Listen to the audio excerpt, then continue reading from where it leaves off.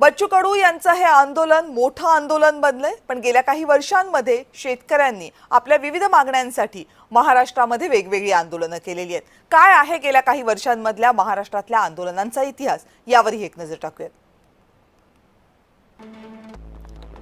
जून 2017ला शेतमालाला मिळणाऱ्या कमी भावाच्या विरोधात एल्गार पुकारण्यात आला होता। मात्र मुख्यमंत्र्यांशी चर्चा झाली आणि हे आंदोलन मागे घेण्यात आलं।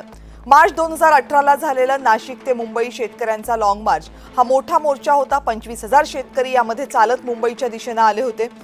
ऑगस्ट 2020 ते डिसेंबर 2021 दिल्लीमधलं शेतकऱ्यांचं आंदोलन प्रचंड गाजलं। मार्च 2023 मध्ये किसान सभेच्या नेतृत्वात नाशिक जिल्ह्यामध्ये शेतकऱ्यांनी मुंबईपर्यंत मोर्चा काढला होता। याही मोर्चाची बरीच मोठी चर्चा झाली। कांदा उत्पादक शेतकऱ्यांच्या दृष्टीने काही महत्त्वाची आश्वासनं या मोर्चानंतर सरकारने दिली होती।